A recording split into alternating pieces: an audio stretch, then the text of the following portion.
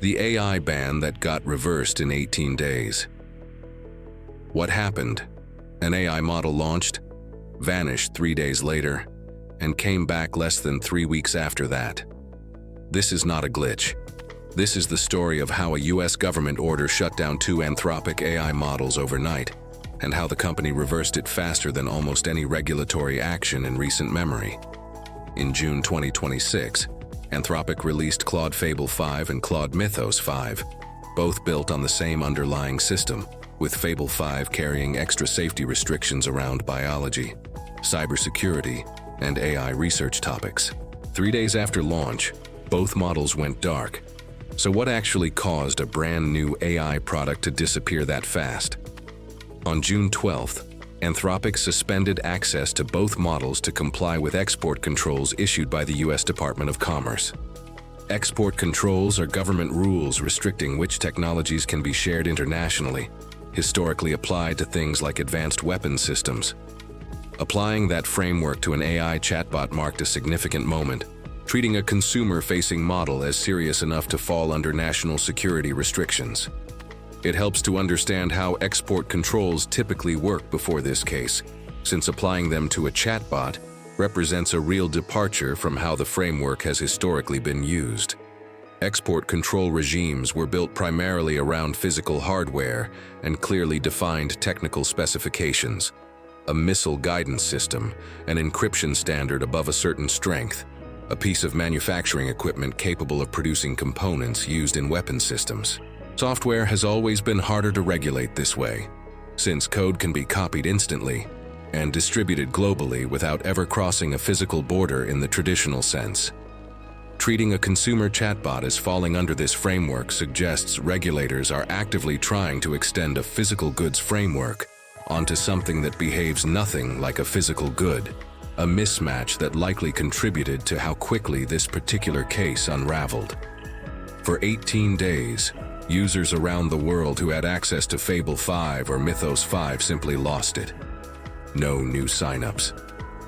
No continued use for existing customers. Just a notice tying the suspension to regulatory compliance, rather than any internal decision by Anthropic. Then, everything reversed almost as fast as it began. On June 30th, the Commerce Department lifted the export controls that triggered the shutdown. Anthropic began restoring access the very next day, July 1st, across every platform where the models were available. So what actually resolved this fast enough to reverse a government order in under 3 weeks?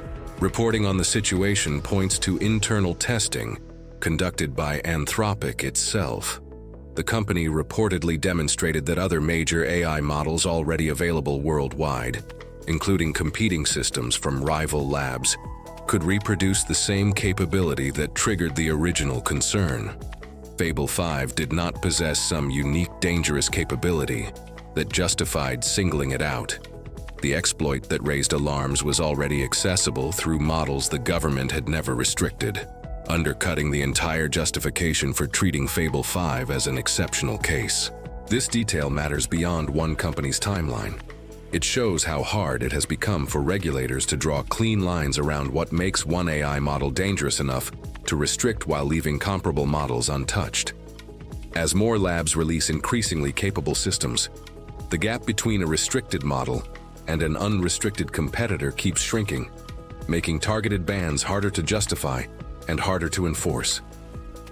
That dynamic creates a specific kind of problem for regulators trying to act quickly on a narrow concern. Singling out one company's model for restriction, while leaving functionally similar capabilities available through a competitor, does not actually reduce the underlying risk the restriction was meant to address, since anyone determined to access that capability could simply switch to the unrestricted alternative.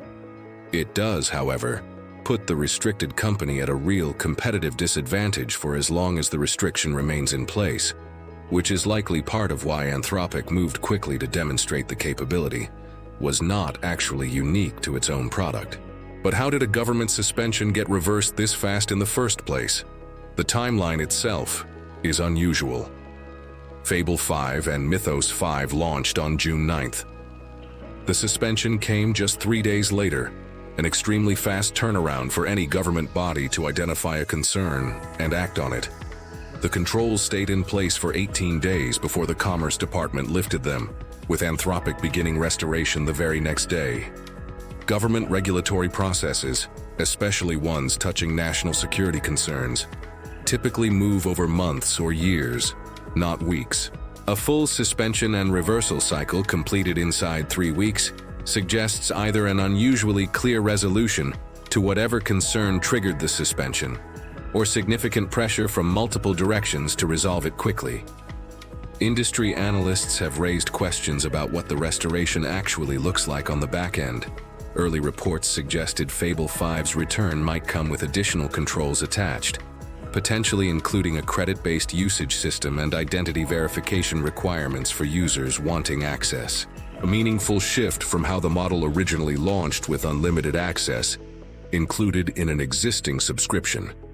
Those additional controls, if they hold, would represent a notable middle ground between a full ban and the original unrestricted launch, essentially allowing continued access while adding friction specifically for the use cases that originally raised concern.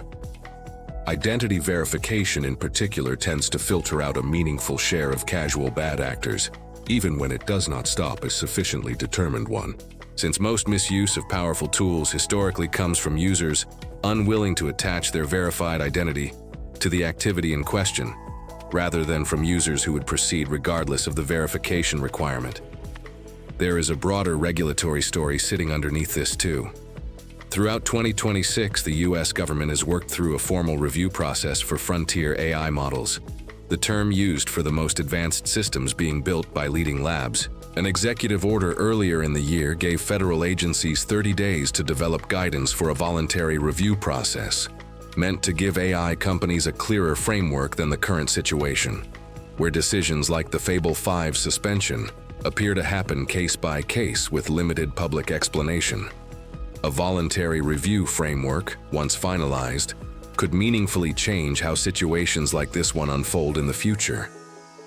Rather than a model launching, triggering an ad hoc regulatory response, and then working through an unpredictable timeline to resolve it, a formal review process would ideally let companies flag potential concerns before launch, giving regulators a chance to weigh in on a predictable schedule, rather than reacting after the fact to a product already in millions of users' hands. Whether the eventual framework actually delivers that predictability, or simply adds another layer of process without resolving the underlying difficulty of drawing consistent lines around AI capability, remains to be seen. For everyday users, the practical impact was straightforward. Access disappeared for nearly 3 weeks and then came back. But the story underneath points to something bigger playing out across the AI industry. Governments are now actively intervening in the availability of specific AI models, sometimes with almost no advance warning, and companies are building compliance processes fast enough to respond to orders that can appear and disappear within weeks. Once access was restored, Anthropic confirmed the timeline, but, as expected, did not disclose details of its discussions with regulators. The episode shows that AI availability is no longer driven solely by company decisions. Governments now play a direct role in determining when and where models can be used. For the industry, it underscores that regulatory risk is an immediate business reality, with products capable of being restricted even after launch. Do you think this will become the new normal for AI regulation? Share your thoughts, subscribe for more tech breakdowns, and send this to someone who thinks AI companies have complete control over their products.